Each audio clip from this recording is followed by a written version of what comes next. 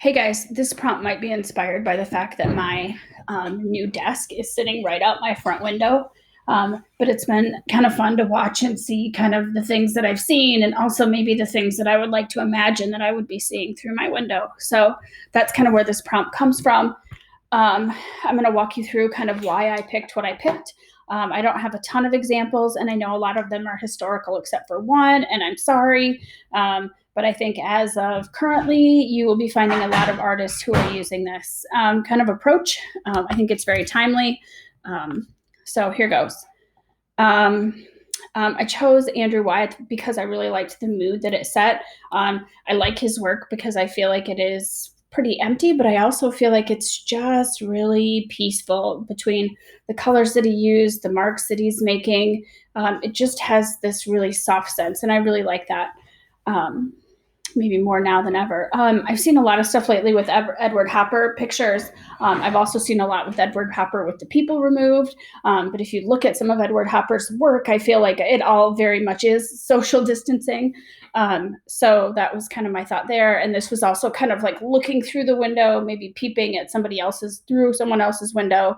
So that was the other thing that you needed to think about. Are you looking from the inside or from the outside? I think something that you want to think about.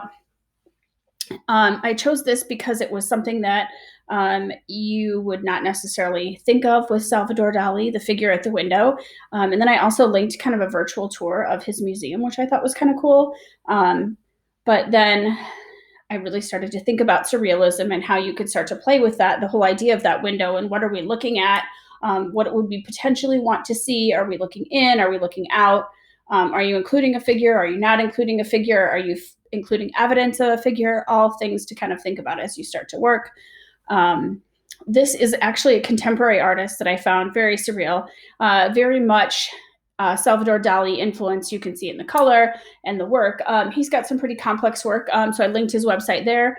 But I thought it was really interesting. I guess this maybe caught my eye the most, kind of that like the reflection of that window and kind of what you could potentially play with that. And then also the use of space in terms of, is it inside, is it outside? I thought that was really kind of fascinating. Um, and then Marc Chagall, I picked him because I liked the color, but I really liked the space in terms of how he was using that window. So he had he had the space in the front, with kind of that person, and then you have the window kind of in the middle, and in the back you have the city. But it's the spatial arrangement is there, foreground, middle ground, background, but we don't see that other side of the window. So the play of that middle space starts to, I think, become really interesting with that Eiffel Tower almost coming forward a little bit, and then the use of color and almost like a light.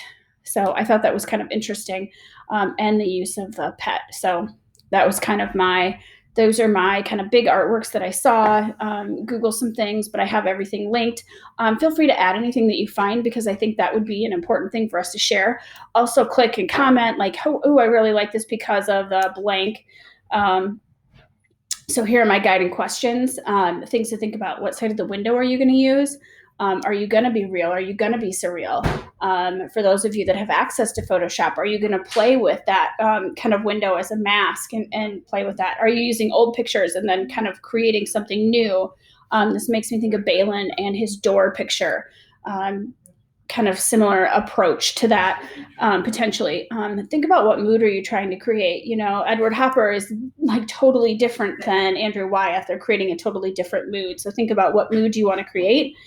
I would also think about, when you're thinking about, well, what mood you want to create, think about your mood currently. Is there something that you can do? Can you use this project as I want to create something positive because I am struggling, because I am super frustrated with this situation? So use that to kind of drive you. Put a sticky note by your workstation. Like, my goal is to create a piece that's serene to help me feel that way, right? It doesn't have to be, but I'm just trying to think of some strategies to help some of you. Think about what format's going to work. Like, are you using a rectangle? Are you using a tall? Are you using like a crazy canvas because you're using like your cereal box background for your cardboard to work on? I've started saving some of the boxes that I've gotten, because I feel like cardboard makes a great surface, and the back side of like a Cheez-Its box, I think, is a nice sturdy canvas. And then I can also start to cut it and glue things to it. I feel like it's pretty sturdy, and it also has like it's naturally toned. So I thought that was kind of a fun material to kind of think about using. But then look at what other materials do you have access to? You know, can you use some coffee grounds? Can you use some tea?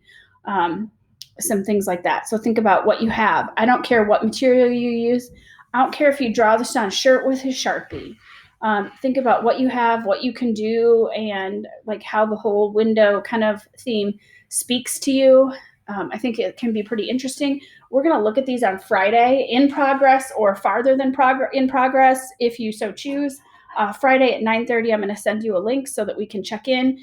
Even if you don't have, if you can't check in because of X, Y, and Z, siblings, Wi-Fi, whatever the issue is, even if you can't check in, post a picture on that slideshow so that we can share it, and then I'll make sure that we record the conversation so that we are still hearing from you. I think it's important that we as a collective stay connected. So that's my 2 cents. I look forward to seeing and hearing you on Friday. I have a couple new Google extensions so that we can see everybody all at once. And work so that we're not talking all over all of each other. So I'm excited about that. Sweet. Take care. Be smart. Wash your hands.